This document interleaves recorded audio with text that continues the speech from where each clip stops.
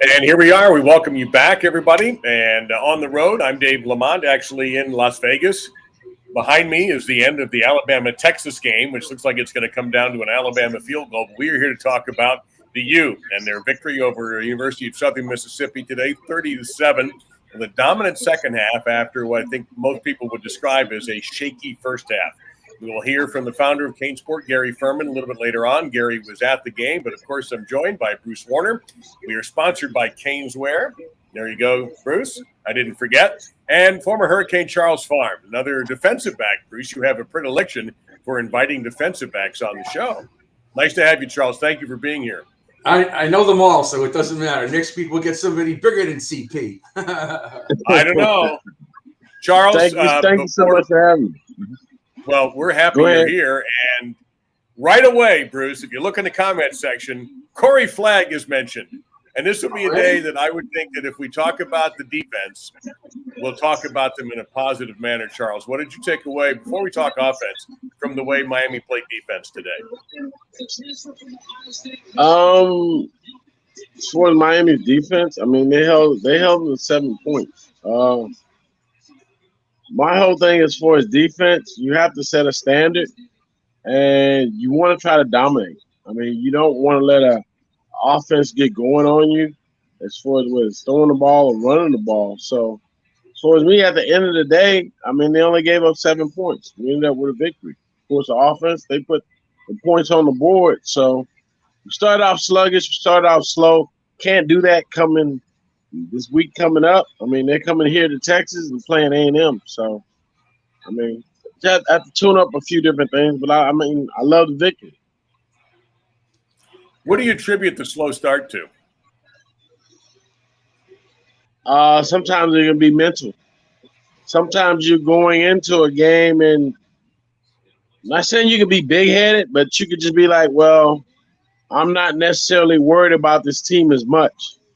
So you kind of start out, say, lackadaisical or whatnot, and then you may kind of wake up and say, okay, it's time for me to play. But sometimes it can be too late when you've already caused a situation, and now you're trying to come back. And that's very, very hard. So, yeah, well, last week they didn't play too well, and you heard all week about Mario getting into this and correcting the mistakes.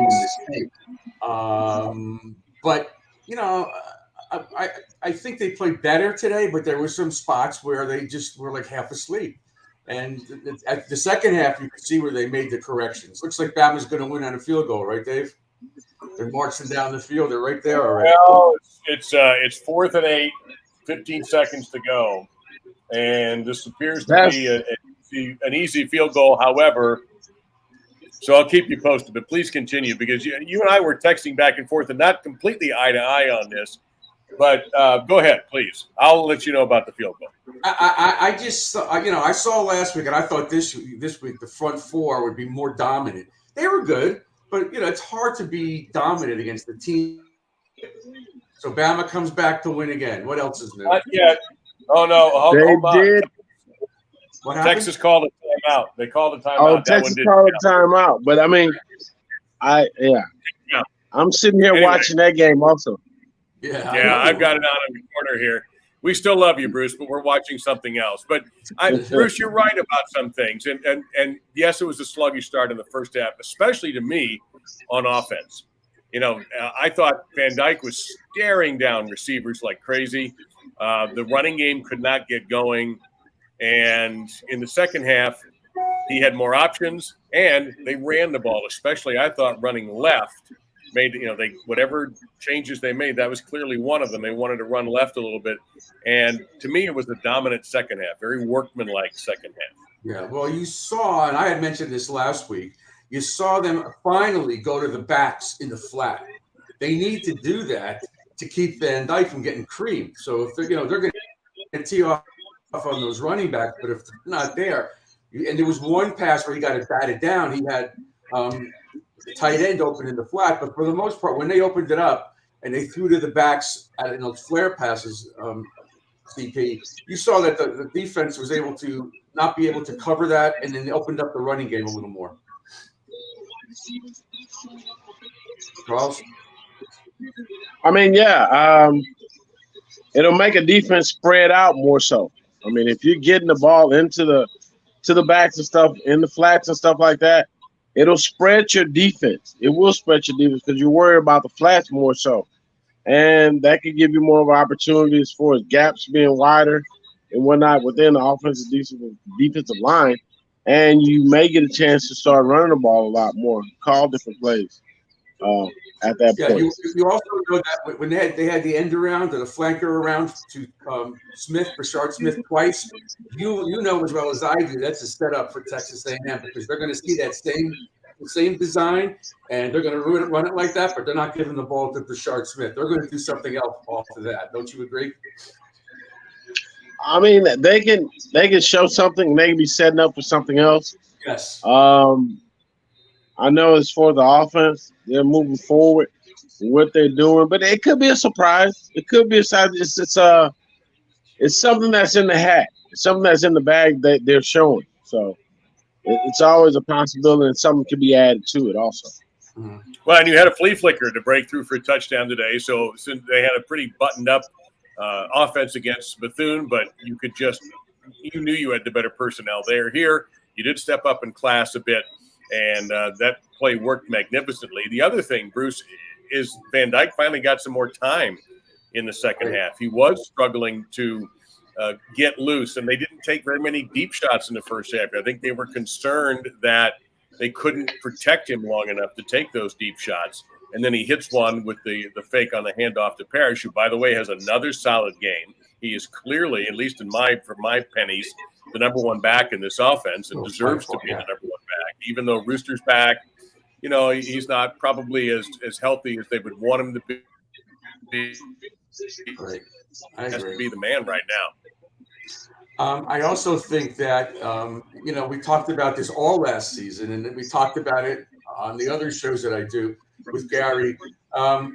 Sometimes the receivers don't get open, and you got to hold the ball a little longer because they have a habit of not getting open. That may have happened today, too. So it can't put all the blame on Van Dyke or the offensive line. I'm not looking at the receivers when we're watching the quarterback have the ball in the pocket, but maybe they weren't open because when they're open, he gets the ball there most of the time. That's just something that I believe they have to work on.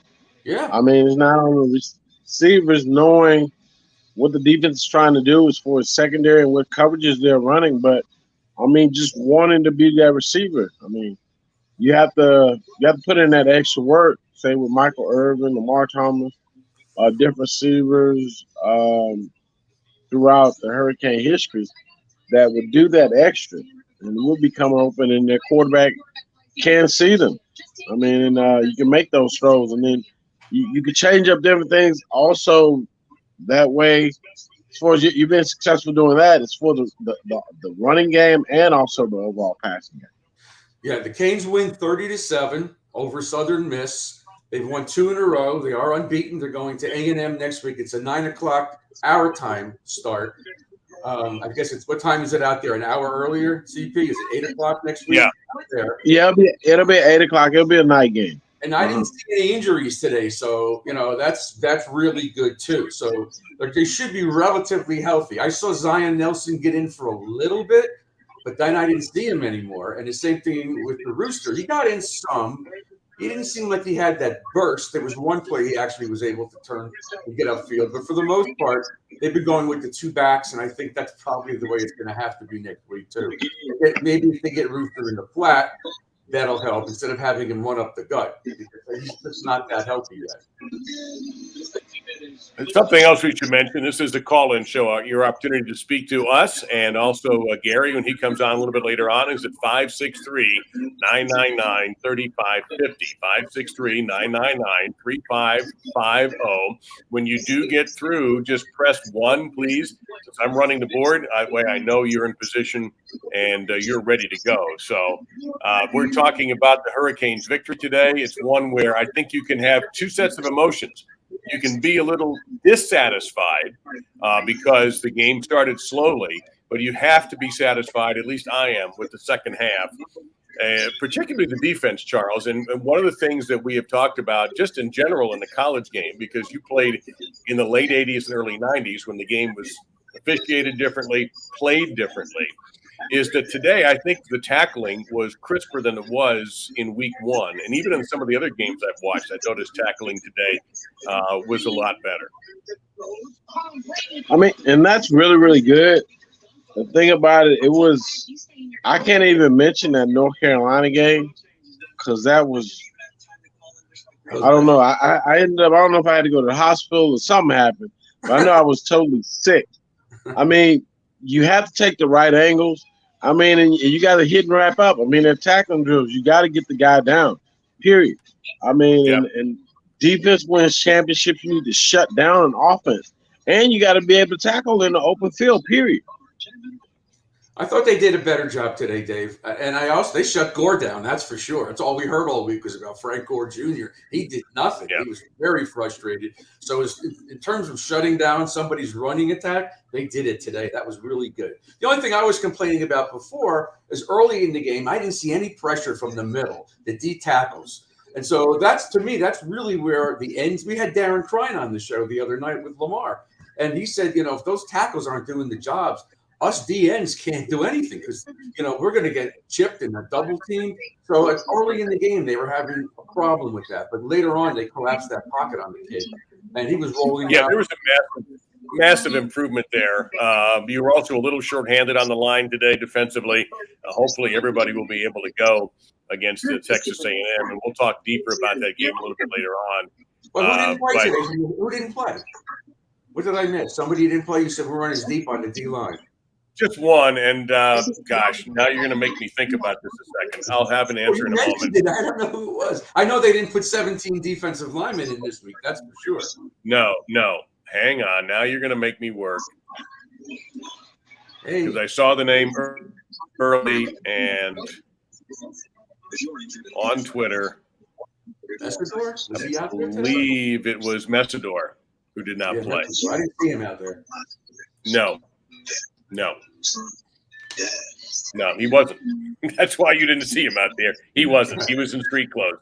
So you had a little bit, but that's okay. I mean, again, this is a game that you kind of expected to win, but it was difficult early. I thought maybe the most important part of the entire day was getting that second quarter late touchdown and sending you in the locker room with a better feeling than if it would have been 7-3. Not just because certainly 7-3 is a deficit that you can overcome, but you couldn't feel good about the offense until they finally got one in the end zone, and they finally did, and it was Van Dyke's sharpest of the first half by far.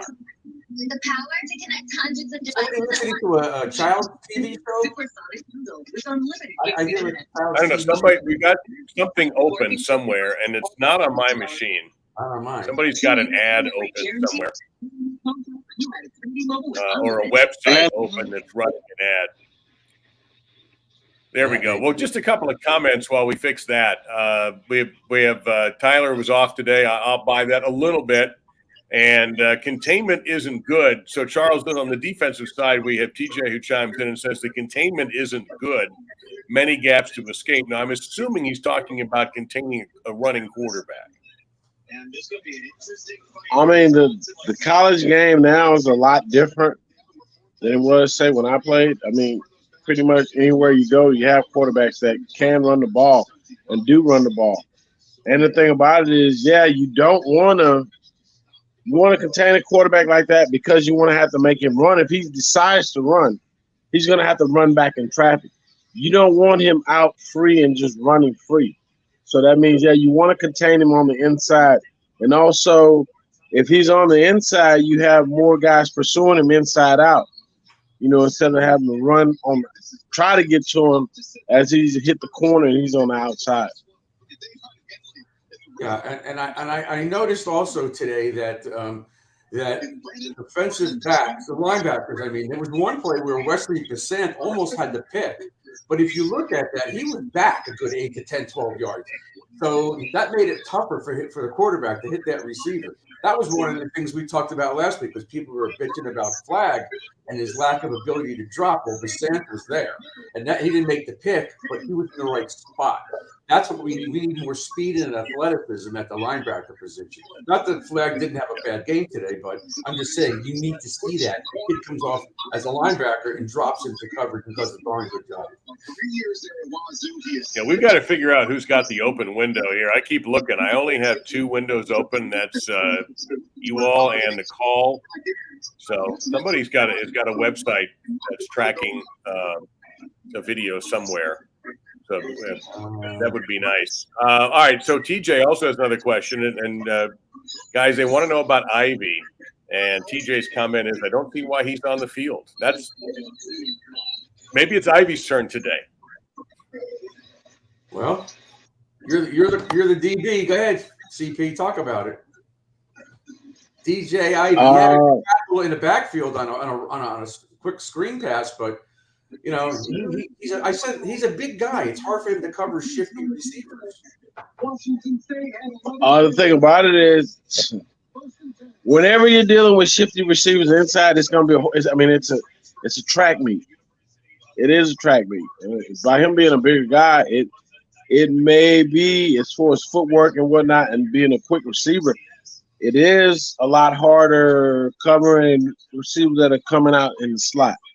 But I mean, they may have to just switch that up a way, but a little bit. But you got to have DBs if you're going to be put in different man-to-man situations, different defenses. They're going to have to be able to cover. So you have to get that taken care of. Now, I should point out that Miami only gave up 240 yards. And in today's college football, if you give up less than 400, that's considered a good day. And here it's 240 for Miami. They outgained Southern Miss 452 to 240. Most of that 452 to me was in the second half when the offense, they ran the ball much, much better. 278 in the air, 174 on the ground. Parrish over 100 yards again. And penalties, a couple more, Bruce, I noticed the sillier variety than we saw. We kept commenting last week about how they didn't have the dumb penalties against Bethune-Cookman today, a couple of the silly ones. But what the hell happened with that play with Ja'Kai Clark? What is that? I mean, they called it, but is that really something that's got to be a penalty, I guess, but I mean, he was carrying. They were like struggling, and they went out of bounds, and he didn't just give up. That's bizarre. I never heard an explanation for that. Well, I think the only thing, again, and Charles, I can see you shaking your head, so I'll get the 2022 comment out the way before we turn it over to a guy who played in a different era. Bruce, the only thing I can think of on that is I would just say this. You know how cautious they are now about anything. Today in the Texas-Alabama game, there were 2 blindside block calls. Now, they were correct, but before we never worried about that kind of thing. This was not anything close to that, and maybe you let him off with a warning. The problem is he went past even the white paint, I think. So it just got to be so obvious. And I also would add this, Charles. It was the spiking the ball thing last week that we talked about that we all thought was kind of silly. But if the official doesn't make that call, he's going to be in trouble. He's kind of stuck with the rule book that is cutting some of this stuff out. He's put in a tough situation. He's in that situation. Damn if I do, damn if I don't.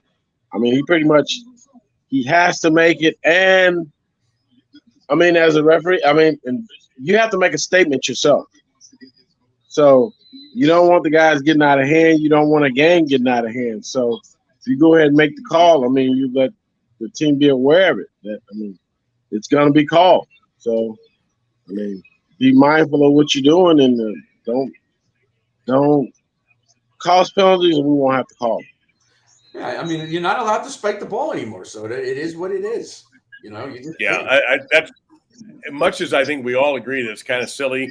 I've also, and I don't think we're the people to be talking about other schools and celebrations and things like that. I think we should probably need to do something about that. But it's just a safer game. They're promoting a safer game. They've been talking about this. I've been in seminars with officials. They've been talking about this for years with bringing in the targeting rule. Whether you like it or not, it's not going anywhere. All of these changes designed for safety, even to the points where they were telling people, throwing them off the field if their pants weren't long enough past their knees, just to try to protect knees if they thought that could help. So that's where we are with college football.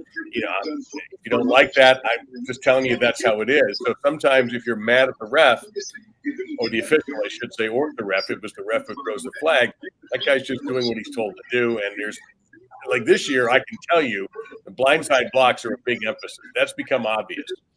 And it's an easy call to make when it's out in the open field. Anybody can make that call. And it has to be called. So get ready for a lot of that. Listen, there's comments down here about James Williams. You can see the comment. You can read it.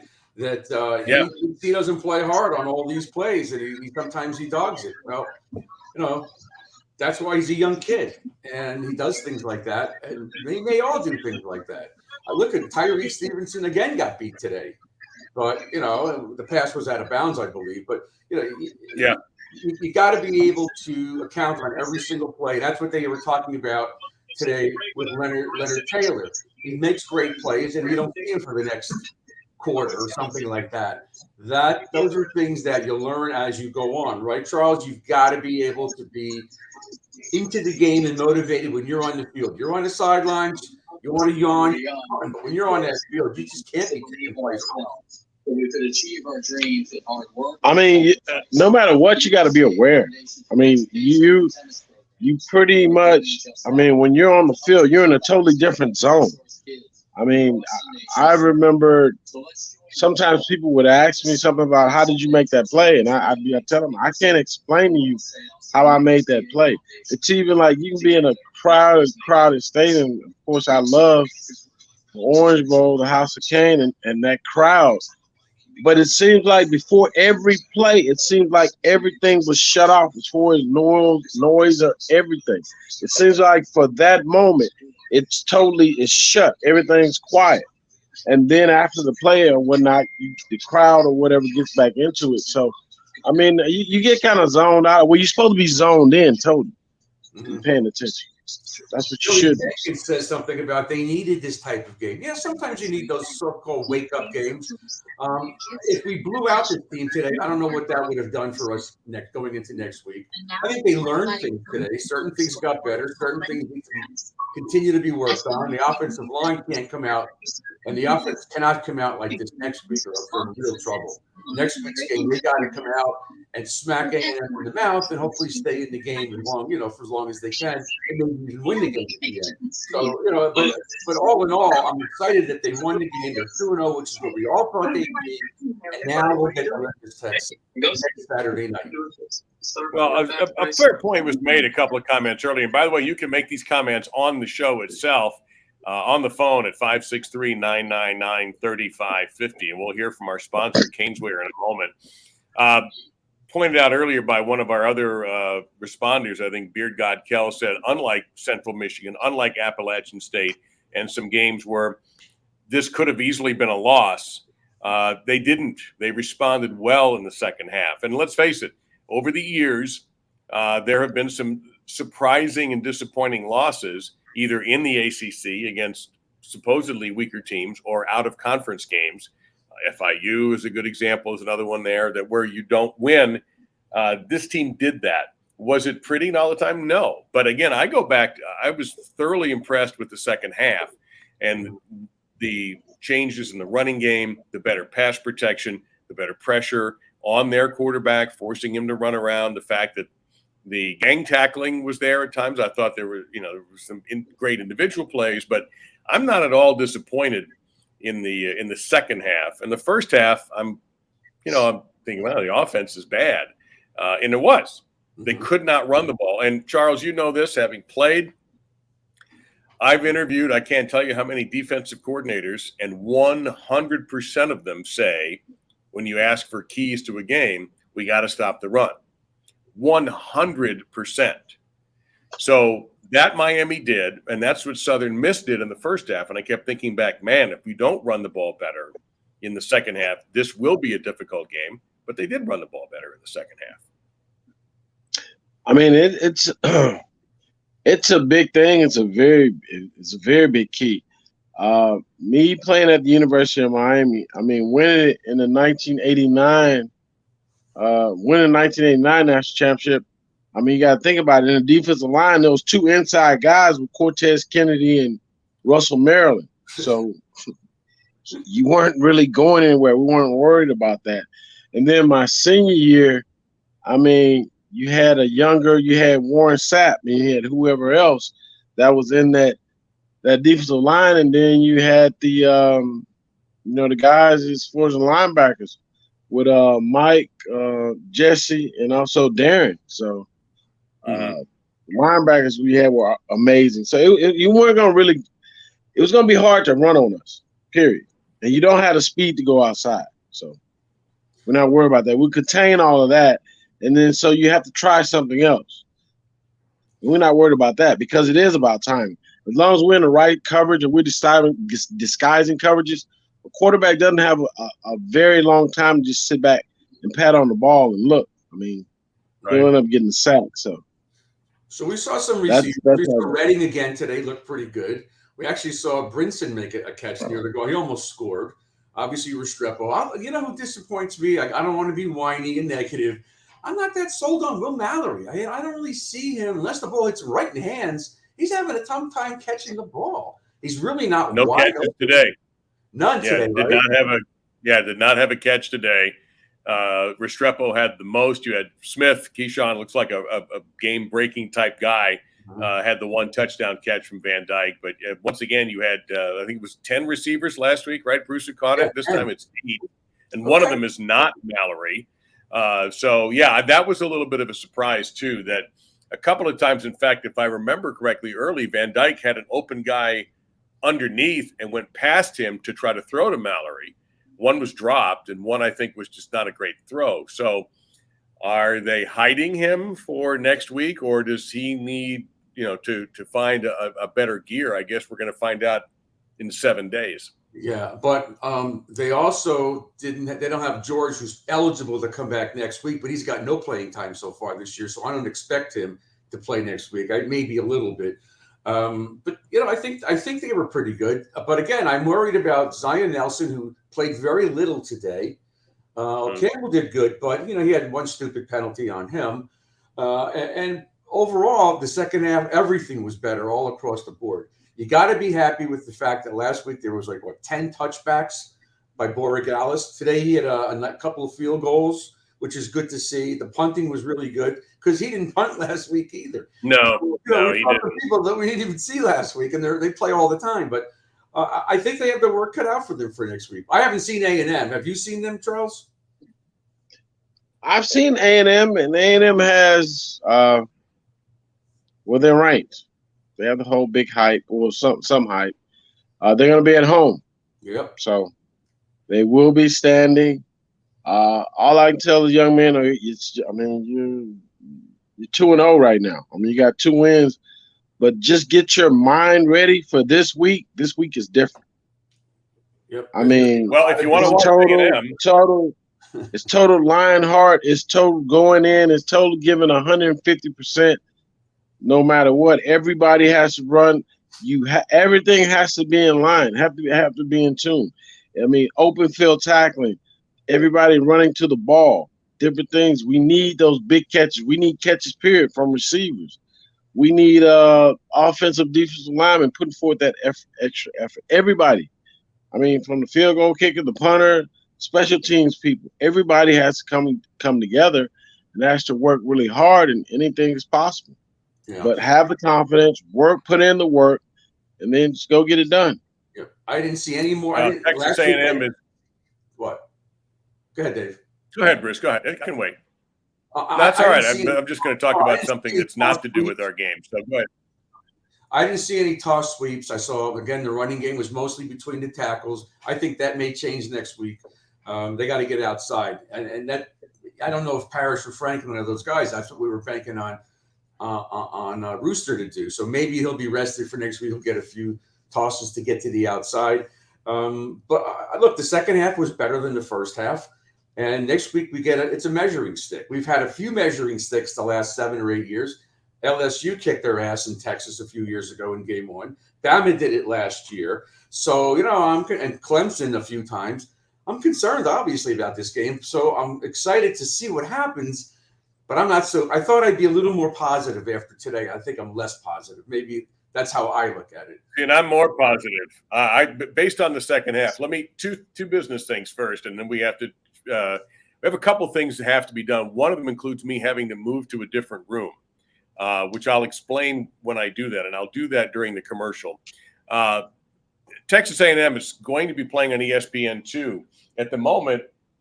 Unfortunately, Kansas State and Missouri, which is a blowout, is taking so long that there's 8 minutes to go. So if you do want to watch A&M, they're on ESPN News and on the ESPN app. They're playing App State. It's 0-0 in that game. Nope, App State's ahead 6-0.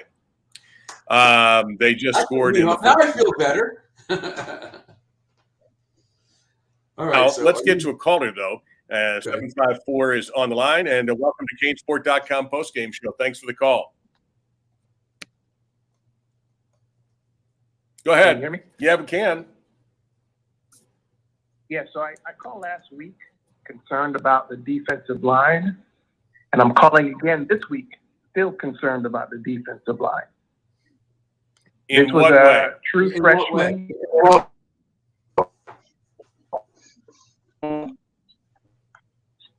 See much pressure. Please, guys, give me some confidence that we can pressure a true quarterback and rush the passer. Well, Bruce mentioned it early, and I don't think anybody was happy with the first half pressure-wise. But going back to something Charles said at the very beginning of the show, and you may not have been with us, the bottom line was the points. And it's still just 7 points is all in the second half. So I think the defensive line did play better. But I also think you're right to be concerned about pressure on the QB. Bruce mentioned this earlier about, the ends feeling like, if I'm not getting help from the middle, it's harder for me to do my job. And I'm sure the reverse can be, applied from the tackle's perspective. So, yeah, I understand why you would be concerned with that. It makes perfect sense. And we'll see if you call next week how you feel about the line when you take on what is a ranked and very well respected Texas A&M team. You talk about a guy who's in the cauldron. It's got to be Jimbo Fisher. They always have high hopes down there. They've had high hopes ever since he got there, and they went 8-4 last year. And I wrote, I do occasional writing for a gambling site, and I wrote that if this year they don't win, go 30-0 and win every game by 55, he's in trouble. And that's only a slight exaggeration. So it's going to be interesting to see how they manage this deficit that they're in with App State. App State, we know, can be difficult. They gave North Carolina way more. So is Georgia State giving North Carolina way more they can handle, by the way. So here's what we're going to do. Yes, Derek Jenkins, Gary Ferman is going to be with us in a little bit. Just before we went on the air, I am in a hotel room right now, and I blew a fuse by sticking my finger in a socket. Absolutely true. You're still here. Well, I am still here because I was trying to adjust some lighting and plug my phone into something that I thought was a plug, stuck my finger in there and zap. So I'll be taking a shower in the dark later today. But there's another room next door, fortunately, and I have to plug in there. So, and I'm going to run out of battery otherwise, and then maybe that will help. But if those of you who are going to call us, we have set 563-999-3550, and we'll be here for a little while. We have yet to hear from Gary Ferman. We're going to hear from CanesWear. And the touchdown was reversed. Thank you very much, TJ. That game, again, I flipped it on thinking it was going to be A&M, and it's bad Missouri-Kansas State game. So we're going to hear from our sponsor at CanesWear, and hopefully I will be able to get that done. And this is the problem. When you ask me to do all this stuff, you are really asking for trouble. So, I'm not a producer. I am just an innocent announcer. So I've got to find the CaneSport commercial, and we got to do a CanesWear, excuse me. So we'll hear from a very important group of people, our friends at CanesWear. You had it. Thought I had. Welcome to CanesWear. Family owned and operated since 2010, CanesWear has all latest merchandise for the Miami Hurricanes, Miami Dolphins, Inter Miami Soccer, and more. Come visit us at our store in Davie on University Drive, just south of I-595, or online at CanesWear.com. CanesWear, the spot Miami fans shop. Here it is. CanesWear. Where you going, CP? Oh, I'm just going around to the backyard. I have to check on some. I did have something still on the barbecue pit. Oh, okay. Nice. We're all moving around, Bruce. You're the only reliable professional in this room right now. All right, well, then I'll do my thing. So if you want to get on with us, it's 563-999-3550. It's the CaneSport Postgame show presented by CanesWear. I was there last week. I love that store. And we do the show on Wednesday with Lamar. Lamar is in CanesWear. So that's an awesome show. And a place to go to get any of the Canes gear. The hats, my shorts. Love my shorts. Canes shorts. That's more Bruce Warner than we need, buddy. Yeah, I know. But what the heck? At my age, doesn't really matter. That's what I'm saying. We're trying to attract younger numbers, so okay, then I won't do that ever again. No, I would be curious as to what Charles has got on the barbecue. Steaks? Well, today I had 2 slabs of ribs, I had some sausage, and then I ended up doing some chicken. Okay. Well done. And is all that for you? Huh? Is all that for you, or is Mark Caesar coming over? Oh, no. Mark may come by. No, I mean, it's just for whoever may come by. I just had an urge to barbecue every now and then. And today it was the ribs, chicken, and sausage. Sounds good to me. Sounds great. It does sound good. 30-7 today. Miami beat Southern Miss last week, 70-13 over Bethune-Cookman. Neither game in doubt going into the fourth quarter, which is great to see. And we got to see some young kids. I also saw Nigella Kelly get in today. He jumped off sides, but still, he's there. He's got some speed, and he needed to get some reps. Not that he may play much next week, but still, you want to see the young kids play. I don't think there were any drops last week. Were there any drops today? Of balls that really Mallory. I think Mallory. And you had a couple of interceptions. One, an athletic jump. He had to get up high. Not always easy to haul him in. No, I think Mallory was the one for sure that I can remember that stood out when they were trying to get him the ball in the first half. I'll be really interested to see how involved he's going to be Saturday, because I do believe he's still going to be a very key component for this offense. And I think early they tried not to force the ball to him, but make him an emphasis. But as the game went on and as the running game clicked, I just wonder if they thought, well, you know what? We're not going to mess around here. We like what we're doing. We're throwing to Parrish. He's running the ball well. Let's go ahead and keep doing what we're doing, and we'll save him for next week. Right. And one of the things we talked about was going to tight ends. I didn't see much of it today, but next week I think we're going to see it. I think we're going to see a lot different on the offense. More screens and swing passes, maybe. But, it's hard to do a wheel route, right, Charles? If your quarterback's getting pressured, you can't stand there and wait for the running back to get down the field. So you got to hope that they can get things going early so they can use all the packages in the offensive game plan that they have for next week's game. I think they're really going to need to do that because it's going to be rough. If they're allowed to put pressure on him, it causes different things. First of all, he can't settle. I mean, if he's going back, he's getting sacked and all that. It throws off timing.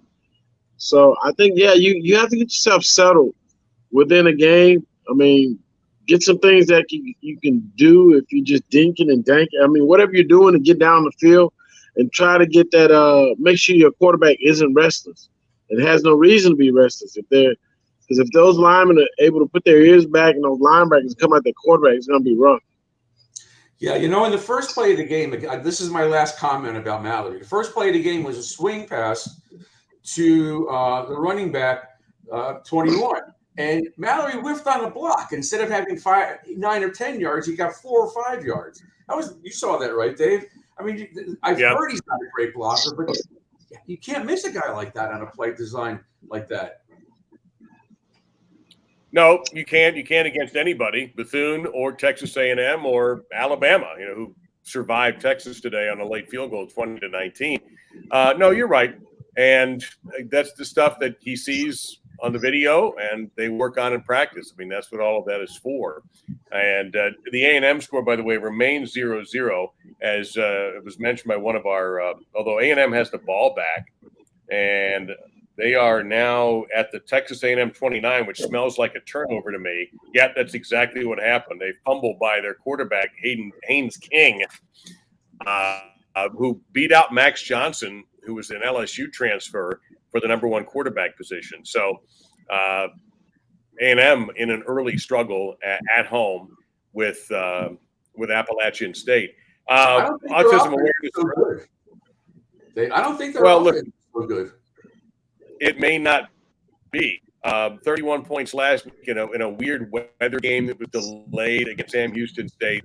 There are certain schools, and we know this, that get a lot of preseason hype, and then you come find out later that they're just okay. That they're good, but they're not great, not as great as we thought they were going to be. Maybe A&M in that category. But if we were talking in the first quarter of the Miami game, we'd be saying that about our team. So I was saying that. I know. And you weren't alone. You were not alone. I'm sure people were upset.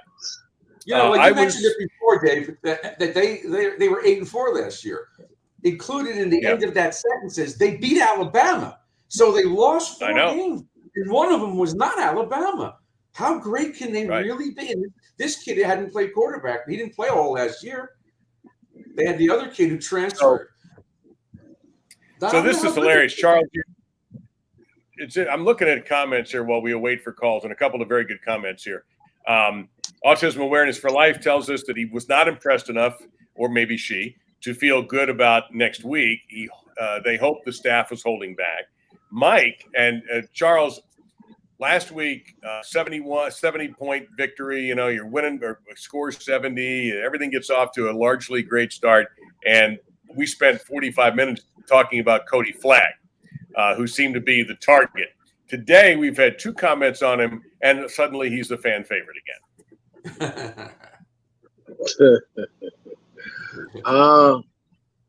My thing is,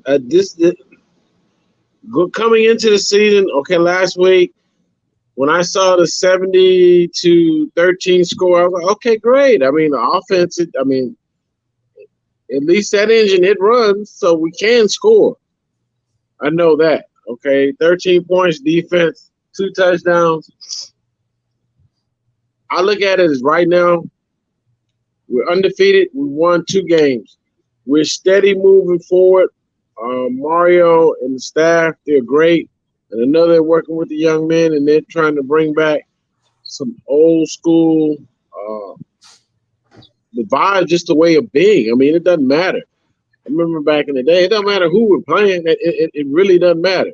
I mean, if it's away or if it's in the Orange Bowl or wherever, you just have to be ready to play. I just think the young man just not at this point. You can't have swagger. Well, they can't.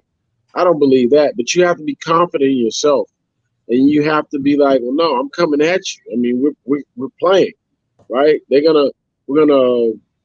going to be a coin toss and decide who's going to get the ball first, and we're going to kick it off. And for 60 minutes, let's play football. Real football, though. And I mean, you have to bring it your all. There was one play where Go ahead, Bruce. There was that Brownlee wide receiver had a jump ball with 2 Miami defenders on him, and he came down with it. Darryl Porter Jr. was one. He's short. I forgot who the other may have been the safety, but still, nice catch. You got to at least either bat the ball down or do something. He tried to grab his arm, but the kid held onto the ball. They had a few of those lucky type of plays. Southern Miss, their offense isn't that good at all. They played hard. No, but I mean, the pitch and catch for the touchdown was a perfect throw, and Brownlee looks like a quality receiver. Other teams will have good players. This is one of my all-time pet peeves, is that when you're so full of your team, you forget the other guys have players too, and you're reluctant to give credit when they do something well and beat your guy. So that was just – the coverage was pretty good, the pass was better, and the catch was better. That will happen sometimes at all levels of football, even high school. So I understand why people are disappointed in the defensive backs. They did throw for over 200 yards. The flip side of that is they're going to run the ball for crap. Right. You mentioned Moore, 7 carries, 10 yards. There were officially 3 sacks, so that goes into your rushing stats. A weird NCAA rule, but it is. And you have to be satisfied with that. Could the DBs be better? Yes. And we'll find out fast enough in a week how far this team has come. I don't know if it's fair to expect them to win that game in a week. But we don't know that much about A&M, and we may find out a lot today. They are having at least first quarter hand fight with Appalachian State. So you got to remember that. The touchdown pass that was a perfect throw that the kid caught, he beat Malik Curtis, who's a freshman. He hadn't played. He played a little. He probably learned something about that. He might have been looking at the quarterback's eyes and got beat. He's got great makeup speed. He's a hell of an athlete, that kid, but it wasn't one of our starters that got beat for the touchdown. It was a great throw, though. You're right on the money. Hey, guys, it could be a lot worse. We could be doing a live. Oh, well, besides that, imagine Bruce, Charles, and I hosting a live Notre Dame call-in show when they're losing at home to Marshall at halftime, 9-7. I'll take that too. That was a team that was ranked number 5, weren't they? Preseason Notre Dame. There's always somebody. They always get the benefit of the doubt. They always do. Maybe more. It's funny because, and listen, Miami is in that group too. I hate to say, along with USC, Texas, Notre Dame, are teams that are going to get rated higher than they probably should be preseason because of who they are. Because everybody expects, well, they weren't that good last year, but just wait. And then we wait, and we find out. Now, just to go to Texas, just from what I saw today, that defense can move. I mean, that's Alabama riding Bryce Young to victory in that game, period. Even though his statistics aren't going to be that good, and Charles, I know you watched it. You know how good that guy is. He willed them to that victory in the fourth quarter. Texas lost their young quarterback early. The kid Card, who played on a bum ankle, played his butt off. And I can't imagine, how they feel in Austin right now after that, because they had number 1. They could have beaten them. They just didn't. The class told out. But, there is that. And maybe A&M guys in that category. Appalachian State has moved into the red zone in that match. So after the fumble against Texas A&M. Before we get some more thoughts about let me give some scores that matter.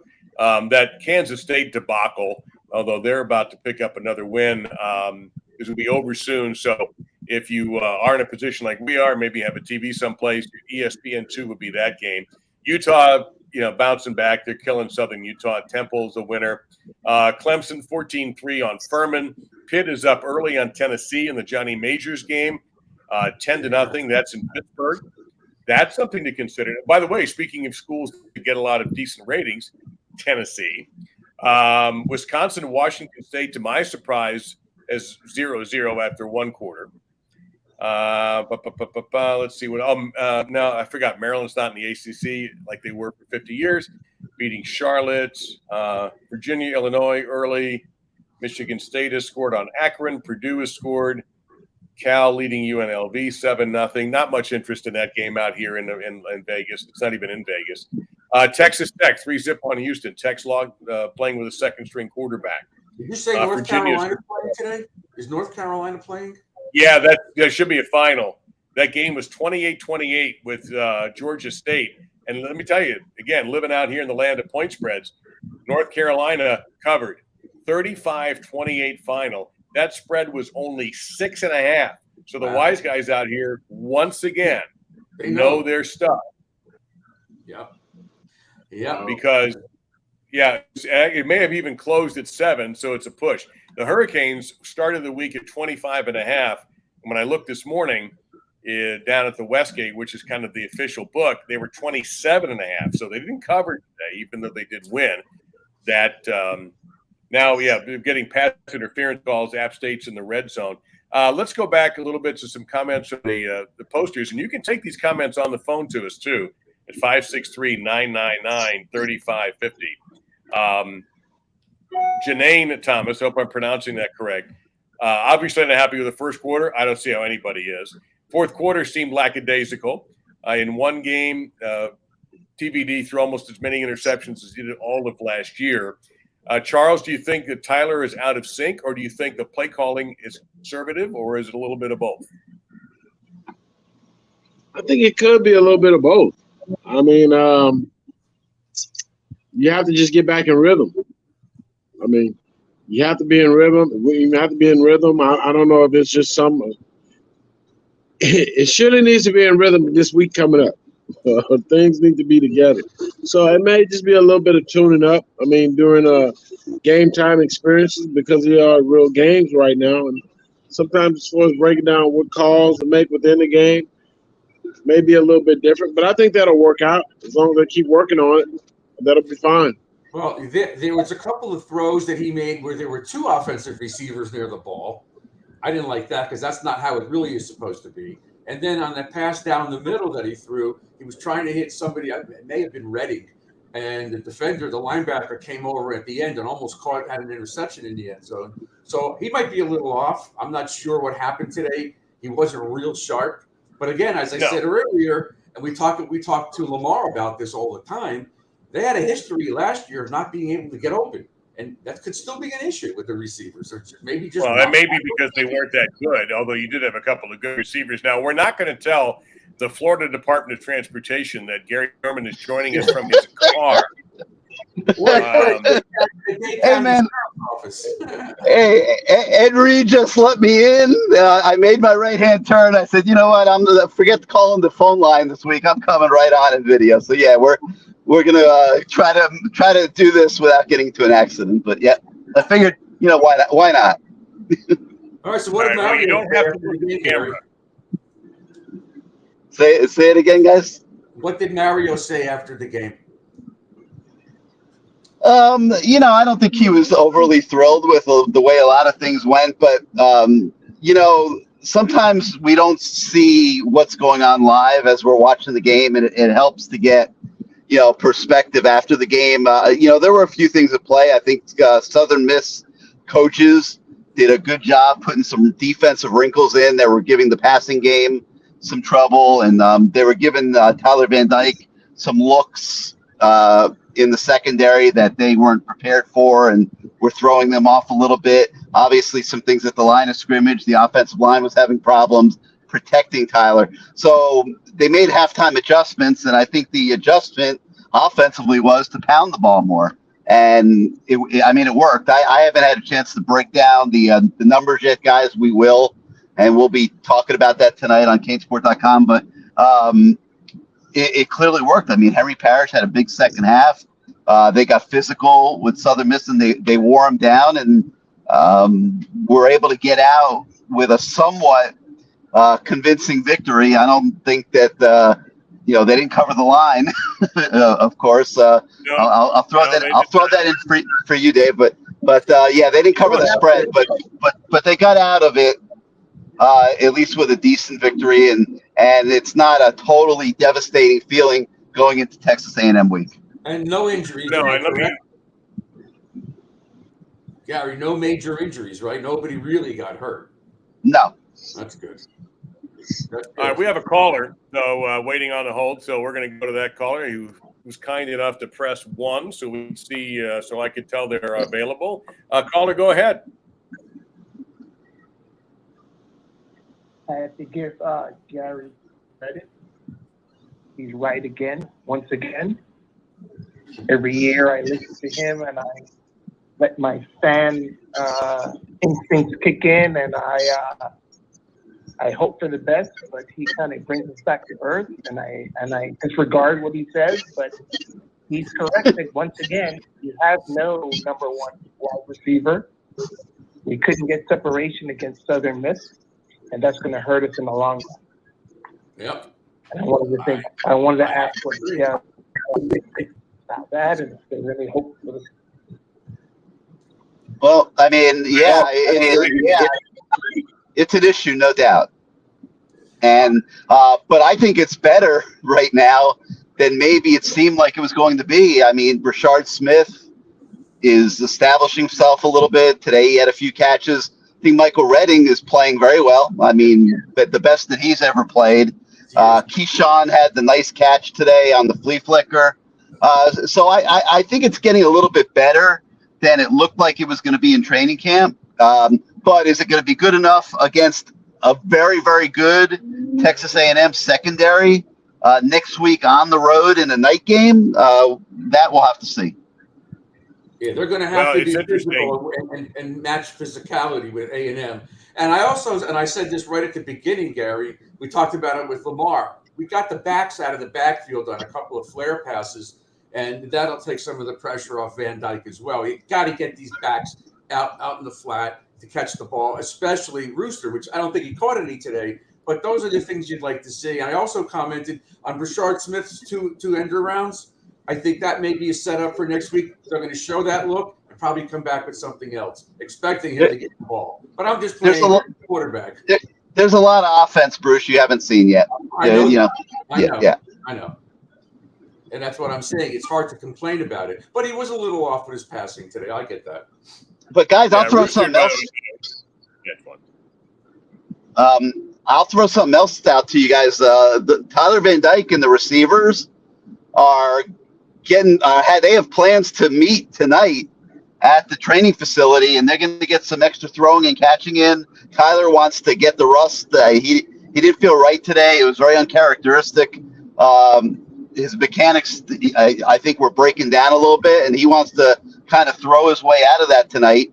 And he and the receivers are getting together tonight at the training facility to throw and catch some and watch film of Texas A&M. And I think that's was a great indication of how engaged these are. Yeah.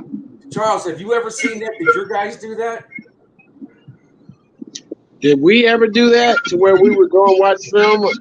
Or practice after a game? After a game.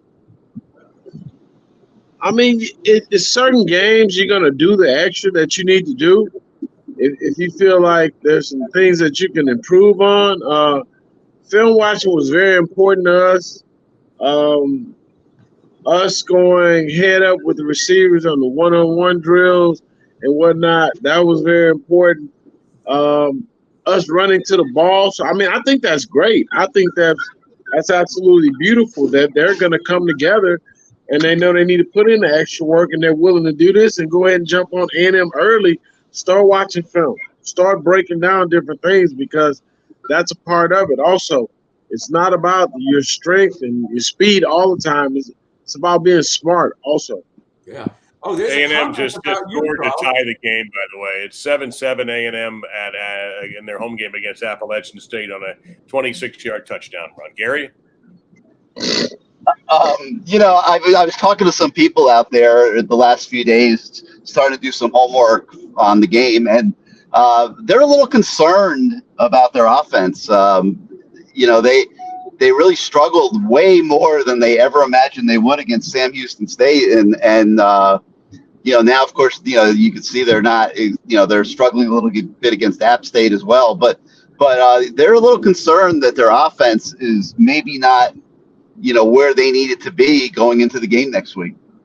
Yeah, all the more reason that we come out next week firing on all cylinders and not come out like we did today. By the way, there's a comment, Dave, if you want to read it, because it talks about being old. It's the person that's fit over 50. Good Lord, I have not seen Charles Farm since he was here at Miami. Am I getting old? I guess he's getting old, Charles, because how old? It's been 20, 30 years already. Yeah, it has been quite some time. But you look great. It has been quite some time. Yeah. But I think the guys that are coming into this game, I mean, they just have to be confident. Like I said, I used to love the fact that we were always confident. But you just got to go hard at each other, and you got to get better. And you got to work hard, and you got to believe, and you got to want to do it. You have to. And I think they'll be all right. I like the direction that they're going. And once Mario instills, and this is what it is, we're all about business. There is no play, and this is how we do things. And just some more of the older guys and them being able to see how it used to. I mean, things used to be done. I mean, you gotta want it. You gotta want it so bad. You have to be hungry. You have to be willing to fight. I mean, fight is for the warrior, tiger, lion. I mean, it's all about victory and everybody coming together. So I'm glad the fact that they are going to go do some pass routes and they're going to work on some stuff and they want to improve on that area. Yeah, that's an incredible story, Gary. By the way, if I don't want to get ahead of myself, but if we win next week, that changes everything. The ratings, the recruiting, the whole 9 yards. I think it's such a big game because of the LSU blowout and because of the Clemson blowout and because of Alabama blowout. This is a big game. We have not been able to show we can play with the big boys. Well, let me offer something. Let me offer another side to this. I forgot who I was. Actually, Bruce, I think I was talking to somebody Sunday when we were playing basketball. One of the guys came up and said, "What do you think?" And I said, "Well, my only problem is I expect they're going to beat Southern Miss, but I'm concerned with putting all of our chips in game 3, and it's a non-conference game." So I'll argue the other side of your point and say, look, if they don't beat Texas A&M, the season doesn't end.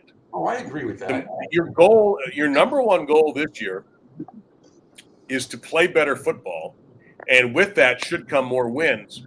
And with that might come a Coastal Division title. That, to me, would be the goal. Get to the ACC championship game, especially when what appears to be a very wide-open division. Now, NC State won today, big deal. They played a weaker school. Right, Wake Forest picked up a win today. They played Vanderbilt. North Carolina barely beat Georgia State in Atlanta after barely beating Appalachian State. So, they're unbeaten, but what have they done? So to me, a loss to A&M will be, of course, disappointing, but I'm going to look at it as, okay, that's fine.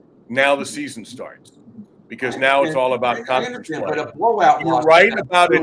Is it a game changer? Yes, but I don't like, especially when you're a team that is not, I don't think, a national championship contender.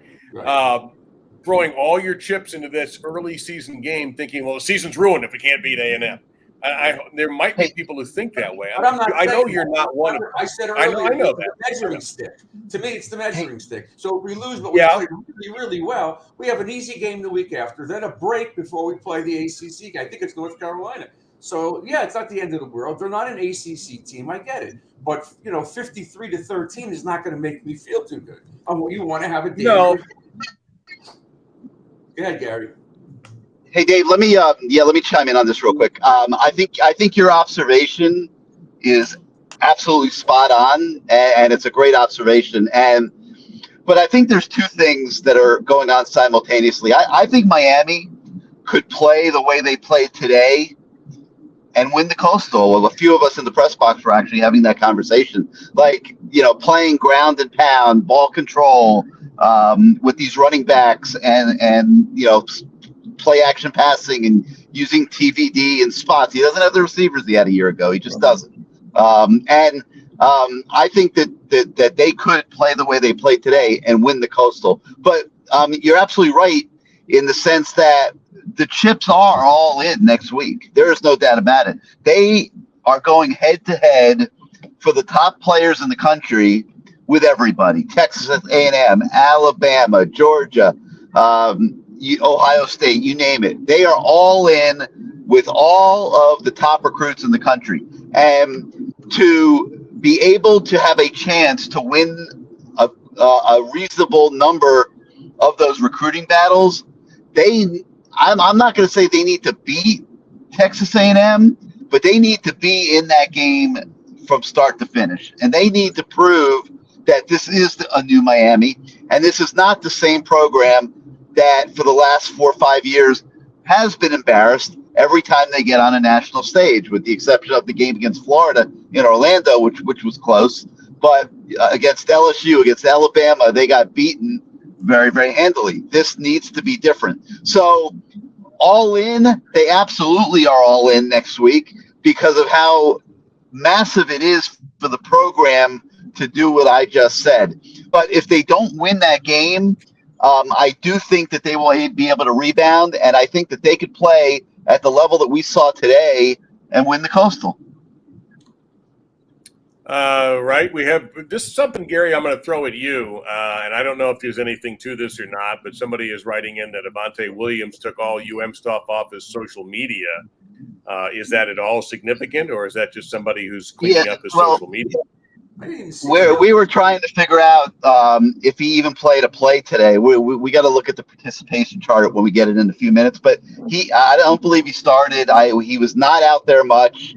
Not sure why. Not sure what kind of discipline he might have been going through or whatever. He was on the bench to the end of the game. I eyeballed it myself because we were looking for him, and he was there start to finish. Now, Avante is a kid that's been prone to have issues from time to time, and if there is something going on there, it would not surprise at all. But hopefully it's nothing serious, and hopefully he will be able to continue his career. But don't have anything definitive on that at the moment. Yeah, all right, so there we go. Hopefully that answers that. Right. Somebody wants to know if the defense is meeting tonight. I don't think so. But, Gary had... Or this week. Yeah. Again, the defense, they gave up 7 points, which is, to me, the bottom line when you play defense, is what did you give up? And 7. That's it. And none in the second half. So I'm not as bummed about the defense as some folks are. Yeah, they got beat on some plays. Most defenses do. Under 300 total yards in this era of college football is unheard of. It just doesn't get done anymore. So, and hell, in the NFL, it probably doesn't get done that often, even with fewer plays that the NFL runs compared to the college game. So I understand there are gaps. I certainly am not going to nominate this as the defense of all time, but I think it's better than some people realize. In fact, you could argue, as weak as the offense looked in the first half, except for the final drive, that the defense saved this ball game for them in the first half by only giving up those 7 points. Yeah, they had how many turnovers? They had a pick or two. They had the fumble recovery. They toughened up in the second half. There was no place for Gore to run the entire day. The quarterback made some nice plays, running. They had a few nice plays. The passing. I thought the first half, their coach called it a pretty good offensive game. They don't have all the talent, but they were at least in the game. Obviously, they were in the game until the last minute of the first half, and Miami finally scored to take a halftime lead. Second half, totally different story. But you can't say, Gary, that they're not being physical. They're playing hard. They are playing physical, not always in the right place at the right time, but you don't see a lot of the stuff we've seen in the past. And what did you get? Did you hear anything about the penalty on Ja'Kai? Was that something he just never should have done? Or was it was an absolute a bullshit call? Was that? What did he say? It was not a bullshit call at all. It was an absolutely good call. Ja'Kai was blocking the guy into the bench, and 5, 6, 7 yards away from the field. I mean, it was just it looked like Blindside, movie Blindside. No, it was dumb. It was just dumb, and I'm sure he would tell you the same thing. I mean, look, these kids are coached to finish. So On one hand, he finished. Okay, Mario made a joke about that in the post game. But you got to be smarter. You can't take a 15-yard penalty like that. It cost them a touchdown, right? So, I mean, it's unacceptable. You got to be smarter than that. What else the center doing? I mean, first of all, let's compliment the effort. Okay, he starts out in the middle of the field snapping the ball and ends a play on 5 yards past the sideline, blocking a guy into the bench. So the effort is there. He's just got to channel it a little bit better. To the inquiry about sacks, yes, Miami got them. In fact, I think, didn't I say 3? I'm looking at the Appalachian State game. I'm focusing on that. But let me look at the numbers again for this game. I have 3 sacks for Miami. So, yes, to answer that question. Van Dyke sacked 4 times, and no one arguing that that's a problem. He was 21 of 30 for 263. The one pick where he just announced to the entire stadium what he was going to do with that ball. That's my argument with him, is telegraphing the ball. Charles, you played the safety position. You lived off of quarterbacks who telegraphed balls and giving you a chance to read his eyes and go there. Do you think Van Dyke telegraphs his throws? I think he needs to learn how to look guys off a lot better. I mean, because a lot of times if you get caught up, a lot of the great ones, they're going to be looking somewhere. You think they're going to go that way, and they go back to another receiver. So I think he may be looking, and just what they say, if a quarterback is, when the ball snapped, if he's looking dead at one receiver, that's where he's going. It does make it a lot easier. You can jump routes and stuff like that. So I do think he needs to work on that and just looking off, different defenders and just get better at it. He was late several times today. Yes. Oh, yes. There was one. I'm sitting there among many people at the sports book, and I'm going, throw it. And he didn't. And I think that was one from Mallory, Bruce, is one of the ones where I thought that throw has to be made earlier. Right. And, again, we're looking – of course, we also had the privilege of watching maybe the fastest thrower of all time in the NFL was Dan Marino. So we're not looking for that. But that Marino would have – that ball would have been right here, and other quarterbacks too at the professional level. But at this level, you can still be able to throw the ball quickly, and he didn't do that. I agree with those who say that he is not did not have a great game. It could have been a lot better. No argument there. But when you're on your butt 4 times, and especially early, fighting for your life, it is not easy to have a good game. Big adjustments. They clearly have to block better. But did we all not think that line play might be the thing that determines the success of this team this year? And so far, it's about where we thought it was going to be for 2 games in with a new system and new coaching. Yeah, and like I said, Southern Miss was doing things in the secondary that were confusing him a little bit, and that's why I think at halftime, rather than try to fix all that, to the degree that they would have needed to, they just made the decision that their halftime adjustment would be to pound it in the second half and just get out of there with a Yeah. I mean, it's a very sound football decision what they made. I mean, it's not going to make the fans happy because you didn't have the flash of the big passing plays. But from a football X's and O's, coaches making halftime adjustments, that absolutely was a very good one that they made. Hey, I'm going to be back with you guys in a minute, okay?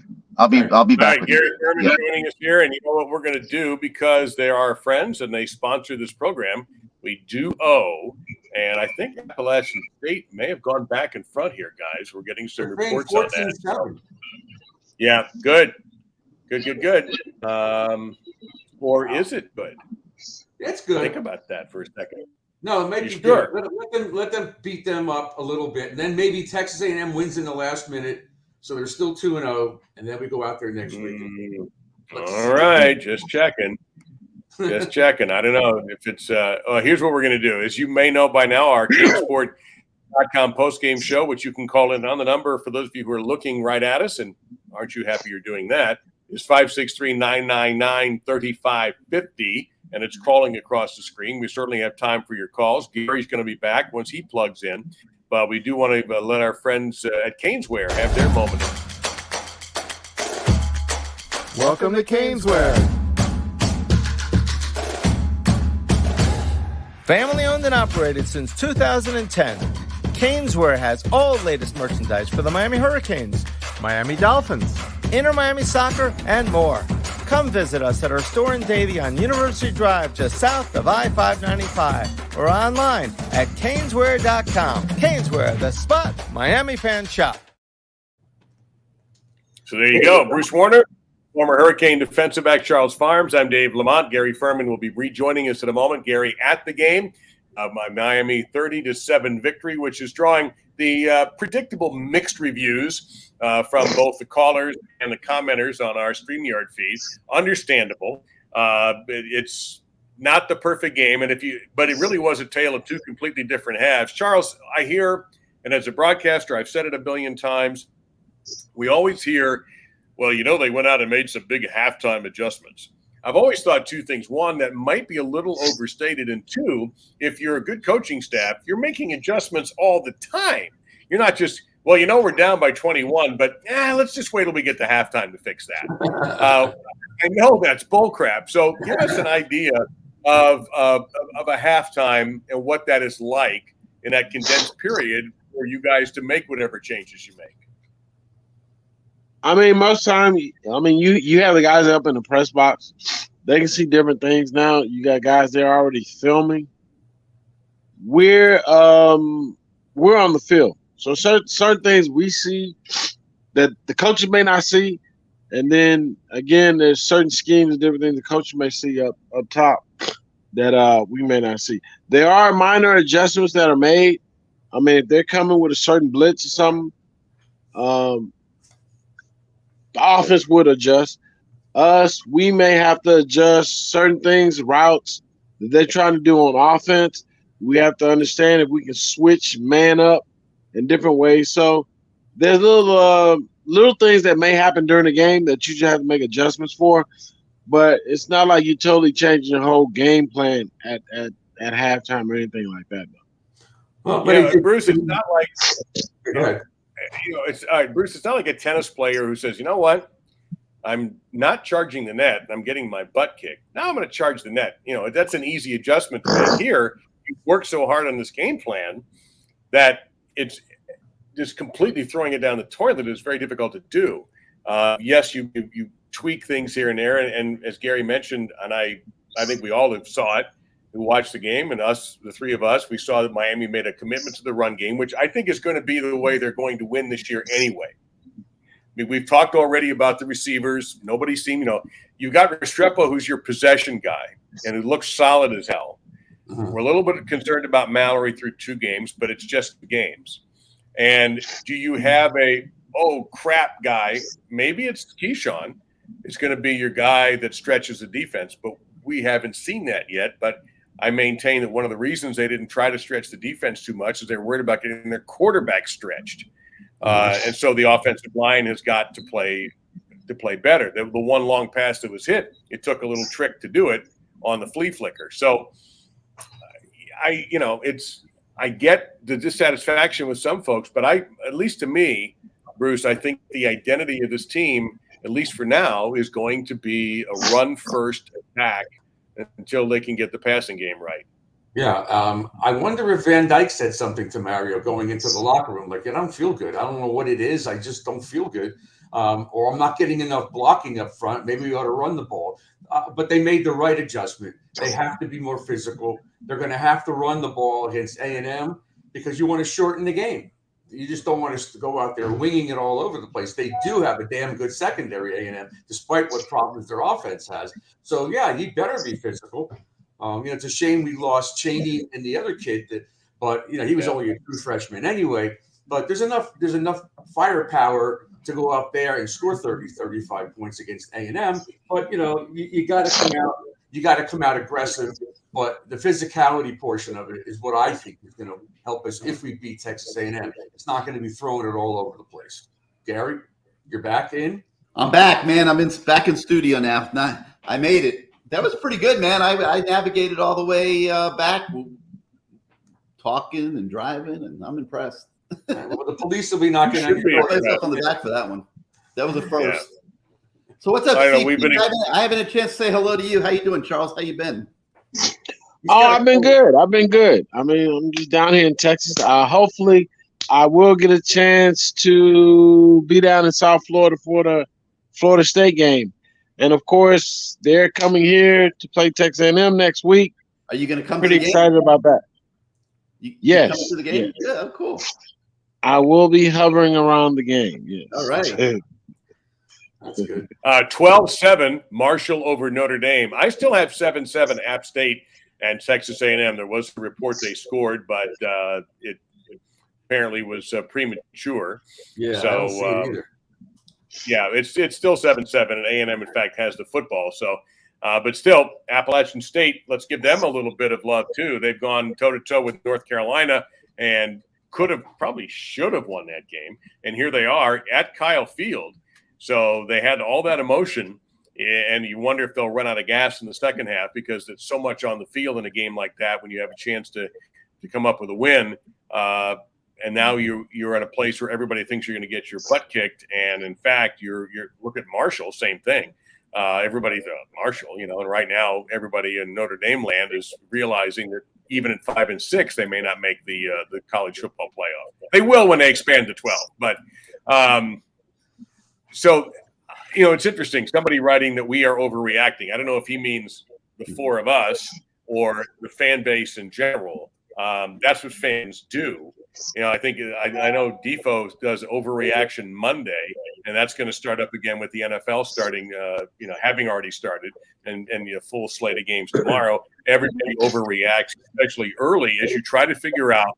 So let me ask all three of you, and I'll start with our guest, Charles Farms. Through 2 games, Charles, what do you think the identity of this Miami team is, or do you think they have one yet? I think they're still working on one. Thing I can say, okay, last week we were playing against Bethune. But we did put up 70 points.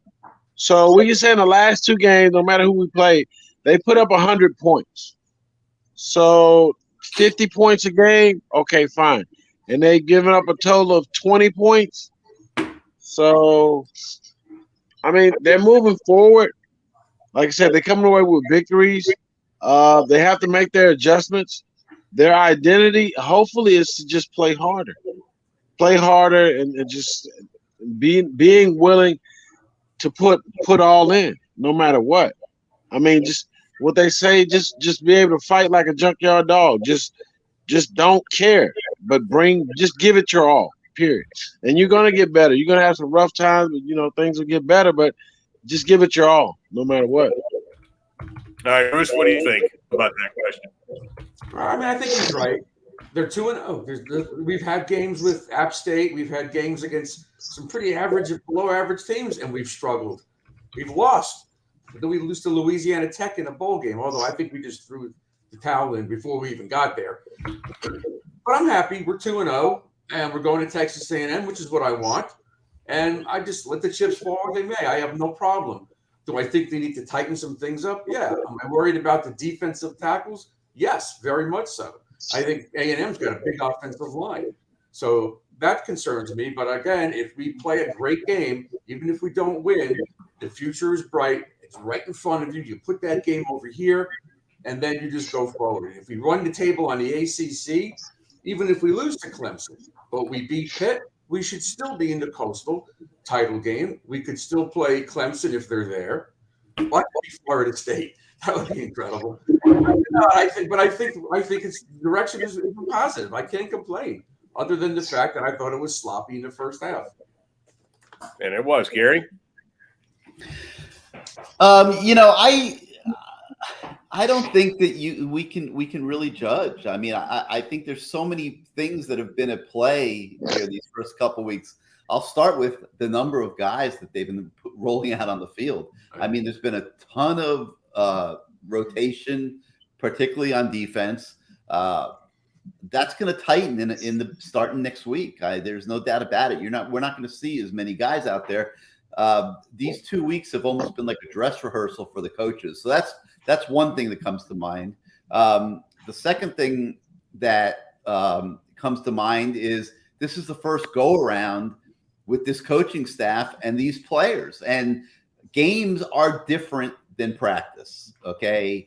No, there's no doubt about it. Games are a lot different than practice. So these coaches are learning their team. They're learning what the strengths and weaknesses are of their individual players. They now have a 2-game kind of sample size. Today's game was obviously much more of a competitive game than last week's against Bethune. And now they have to go back and make the assessments and decide who can they go to war with next week at Kyle Field. And it's not going to be, 70 guys. I mean, now preparation to me came into play today. And I don't believe, and Charles, I really want to hear what you have to say about this, because I don't believe that you can get 60 guys really ready to play a football game. I'm talking about proper classroom work. I'm talking about proper number of reps on the practice field, getting ready for the game to where they have everything down. I think it's asking a lot to get 60 guys or however many played these last 2 games. I'm sure it's at least 60 ready to play a football game at the proper level. And I think that starts to change when the rotations tighten for the game plan. And now instead of 60, you're getting, say, 40 ready to play or something along those lines. I think, Charles, to me, that makes a big difference. Would love to hear your thoughts on that. I mean, that can be part of it, but if you want to play, it don't matter. If you have 150 men on your football team, they should all be ready. That's the only thing about it with me, Gary. The only reason why I would have a problem with that, because would you have asked that question back in the day?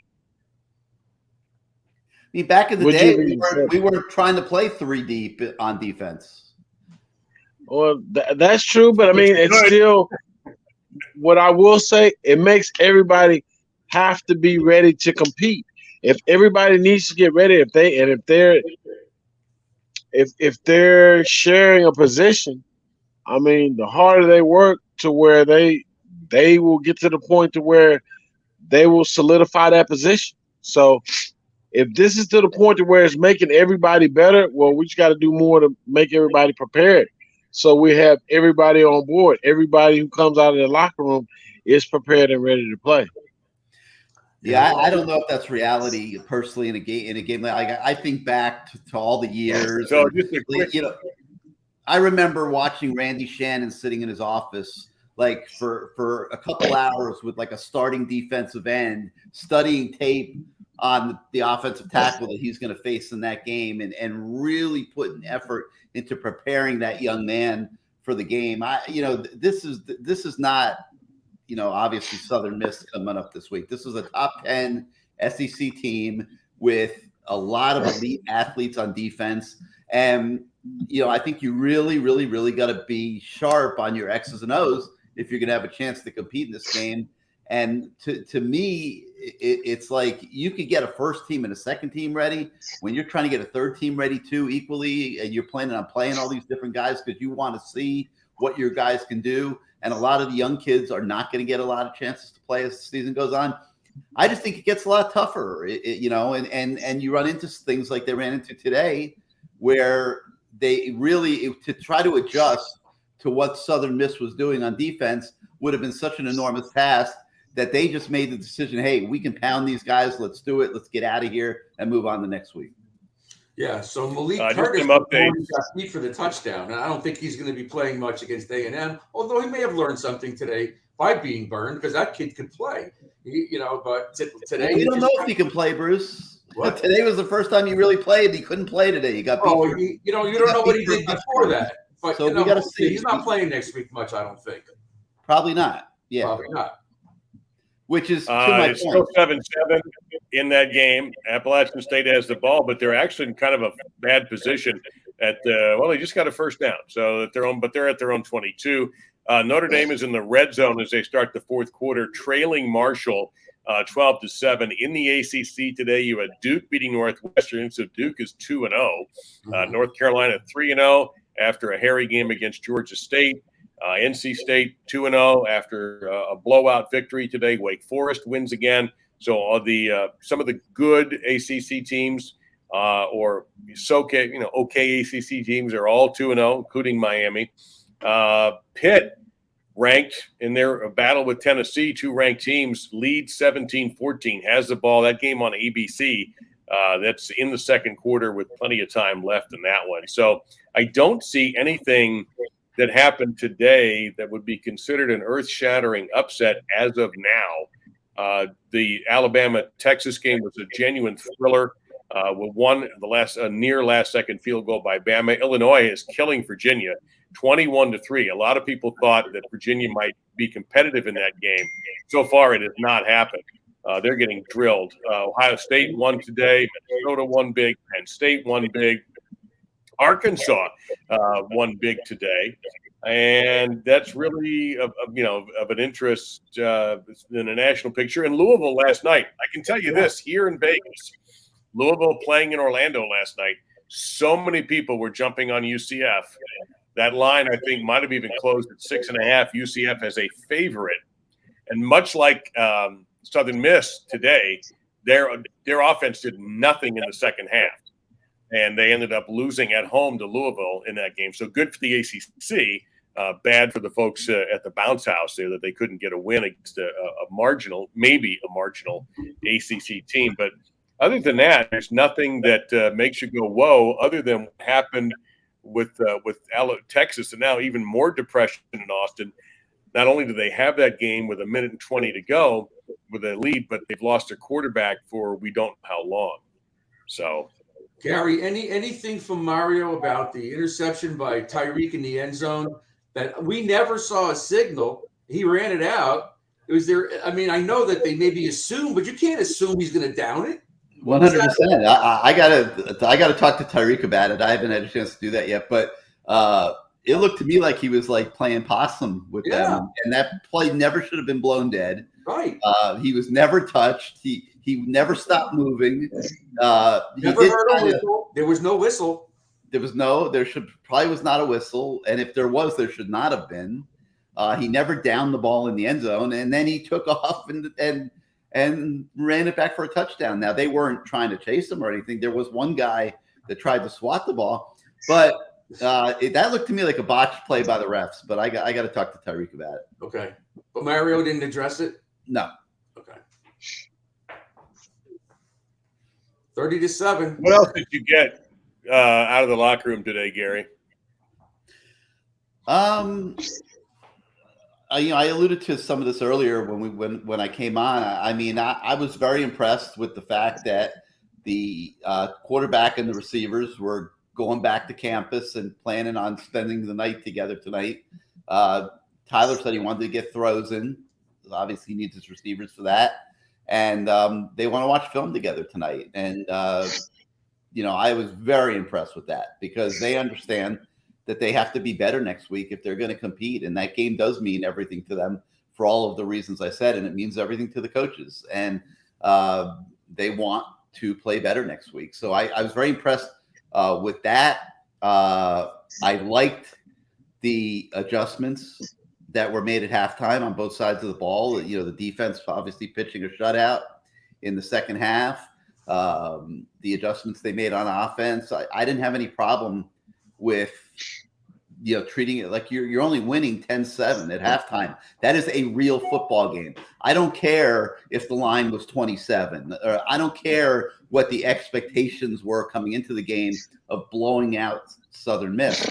I mean, when you're sitting there 10-7 at halftime, you are in a real football game. And there were times in the first half where what Southern Miss, and a lot of credit goes to their coaching staff, they were having success doing the things that they game planned to do. So when you go in the locker room at halftime there was no reason to feel secure at all. And you have to treat that like a real football game that you are in, regardless of the opponent, and you have to make real football adjustments. And the adjustment that they made offensively to focus on the running game, take everything Southern Miss was doing schematically out of the equation, because we are better than you, mano a mano, and we are going to turn it into that type of football game, and we are going to win the game going away by doing it. And I thought that was really impressive. And I don't have any problem with it. And now you move on to the next week. So those are probably the two biggest things that I personally took out of the post-game conversation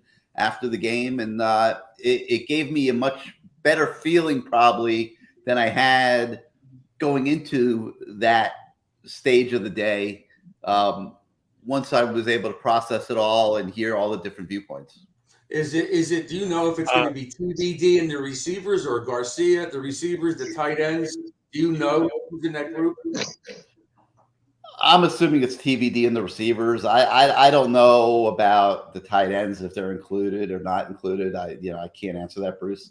But they have a group text amongst themselves, and they can snap their fingers and communicate with each other. And they had already made plans to get together today.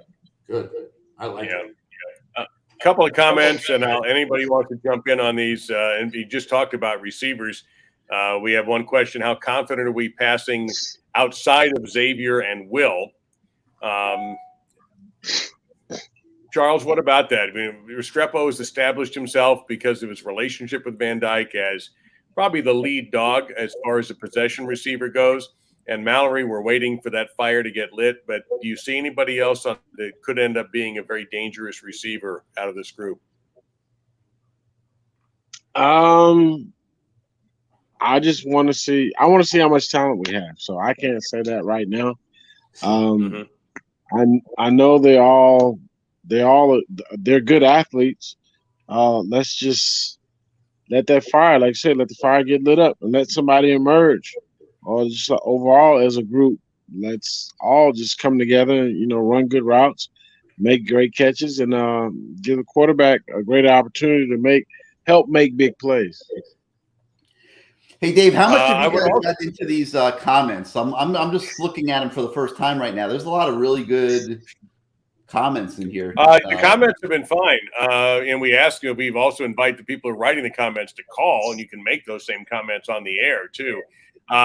Just to address a couple of them that have come up in the last minute or two, we have one comment: if we played Texas A&M the same way we played in the first half, well, what if you played them the same way in the second half? Will that make a difference? I think it would. It's interesting to take the negative angle when just as easily you could flip that around and change one word in that sentence. Now, if you still think that's not good enough, that's perfectly fine. And you can't be sure they're going to play. Every game is a different game. We expect the same things once we get a couple of games locked in. Well, this guy's not any good. He's going to play lousy. Or this guy can't read this. He's terrible. If you do it over several games, then you have a pattern, and then you either fix it or you die trying, or whatever. I don't necessarily believe that Tyler is overrated.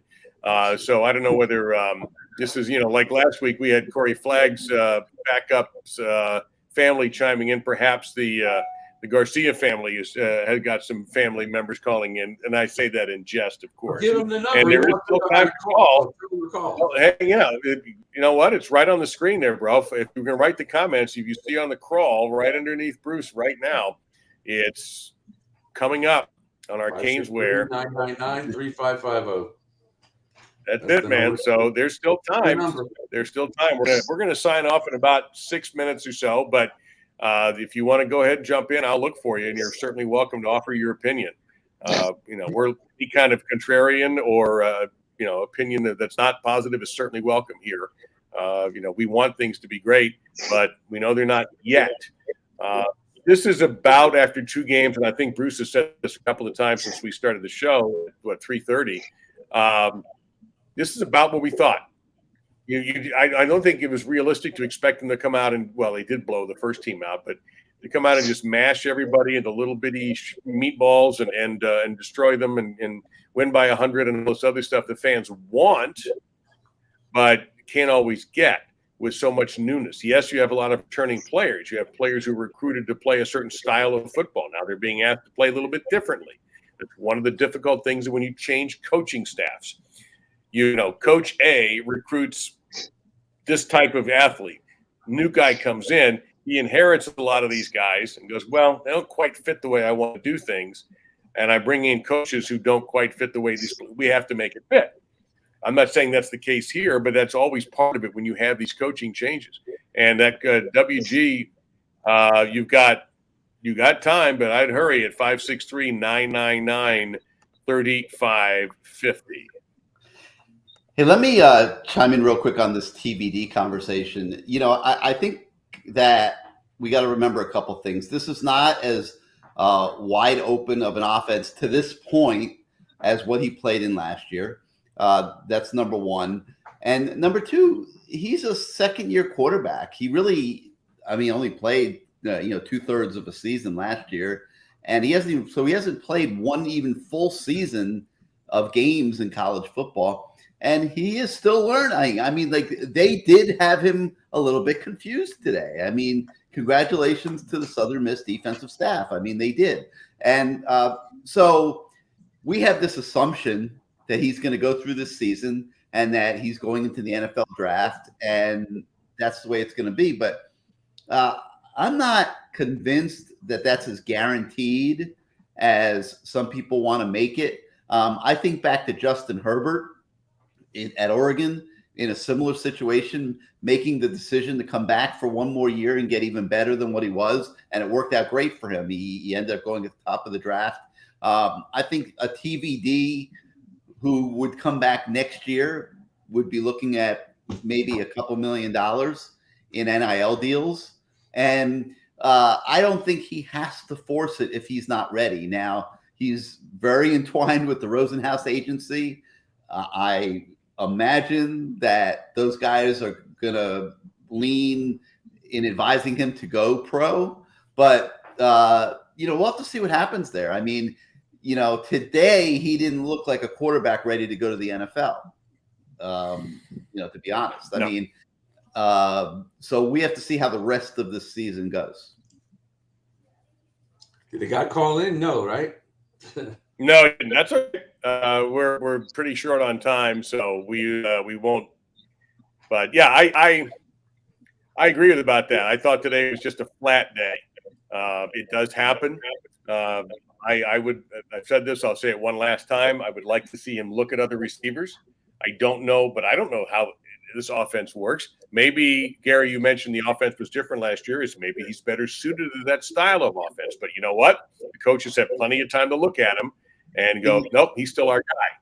I think it's not like they made it to throw to a guy like Charleston Rambo. That is true. They don't have Charleston Rambo out there. That makes a big difference. Yeah, but I like the way Redding's been playing. He's not dropping balls. He's catching it. He's getting open. To me, he's the second best so far as a receiver, as far as I know. He's made a couple catches. He's not close right now to Charleston Rambo. No, I'm not saying he is, but all right, we've got he's there. Yeah, by the idea that they're going to all of a sudden dump Van Dyke for Garcia to play Texas A&M is absurd. Even if somehow Van Dyke missed the team plane, they'd send a private jet after, which most of these guys can now pay for thanks to their NIL deals. Charles, we're going to sign off here in a couple of moments, but we just love to hear your thoughts on the game and where this team is and what they need to do to get better. The game overall, they started out slow. They had to wake up a little bit. Seemed like they didn't have their morning coffee. But at the end of the day, like, people are complaining or saying different things. Like I said, in the second half, they put up the points, and the defense didn't give up any points. So, that's I don't want to nitpick and try to break everything down as far as the team and what they didn't do this and they didn't do that, right? They came out with a victory, bottom line. The victory was, they won. And So they scored 27 points. Really, when you look at it, 27 points. Right in the last 31 minutes of the game, which is pretty darn good. The first half was just not good at all. That's all. I mean that, and they just have to continue to get better. And I mean that's day by day. That you do that. Like I said, they're 2-0. They're going to come up against a different opponent. I mean, they're going to come up against Texas A&M. I mean, just be ready. I mean, they're all, even if they start out at Little League or whatnot, there's different games. You have to come in as a fighter, and you have to, I mean, basically, you have to play, period. No matter if they're bigger, smaller, whatever. Just come to play and be ready to play. Well, A&M and App State 7-7 at halftime. You can only imagine if there was what the A&M folks are saying right about now after the first half tied low-scoring affair at Kyle Field. So maybe they're having some offensive problems because App State is the same team that just gave up 63 points to North Carolina, and now they hit the road again and are giving up only 7.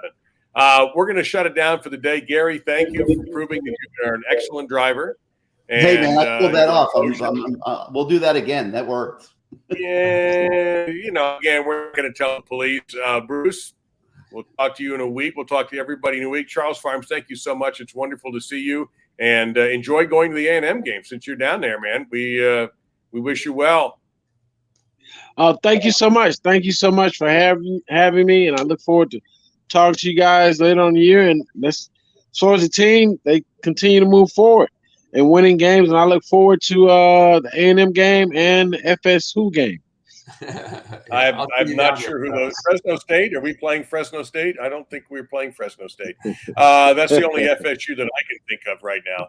So for Gary and Bruce and for Charles and for all of you, we'll do this again right after the Texas A&M game, which is 9 o'clock start. So late. Way past Bruce's bedtime. So this is going to be an interesting test of his longevity and ability, as well as mine, come to think of it. So we're grateful for the phone calls and your comments. So we're going to sign off on the CaneSport.com postgame show presented by CanesWear. For Gary, Bruce, and Charles, I'm Dave Lamont saying so long. Well, not from the Sunshine State, the way Gordon Soley used to say, but from the desert in Las Vegas. Take care. Go hit the tables, buddy. Talk to you later. See you. Already hit. You already did.